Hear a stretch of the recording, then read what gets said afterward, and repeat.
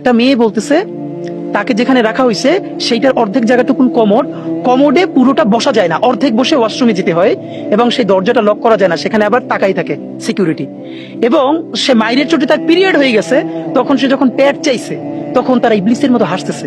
আপনি শুধু এই ঘটনাটা আপনার বোনের সাথে, আপনার মায়ের সাথে বা বাচ্চার সাথে, ভাগ্নির সাথে চিন্তা করার পর আপনি আমার বলেন কয়শো ব্রিজ, পদ্মা সেতু, মেট্রো এর বিনিময়ে আপনি এই একটা ঘটনারে আপনি মাফ করবেন? একটা মানুষে জঙ্গি হিসেবে করা হইতেছে, স্বীকারোক্তি সে দিতেছে না, তারপর তার স্ত্রীকে ধৈর্যই না তার সামনে ধর্ষণ করা হইতেছে শুধু তার কাছ থেকে জবানবন্দি নেওয়ার জন্য। আপনি দুনিয়ার কিসের বিনিময়ে আপনি আপনার সামনে আপনার স্ত্রীকে ধর্ষিত হইতে দেখতে পারবেন বলেন তো একটু চক্ষু বন্ধ করে? দুনিয়ার সব থেকে যে গণহত্যাকারী সেও কিন্তু বাসা গিয়ে তার বাচ্চাটাকে চুমু দেয়, তার বাচ্চারা সে কোনো কিন্তু হত্যা মানে সে বুকের মধ্যে আগলাই রাখে। আপনার সামনে আপনি জঙ্গি শিকার পাইতেছেন না, এই জন্য আপনার স্ত্রী এবং সে রোজাদার ছিল, আজ আমরা তার বিচার করতে পারি নাই।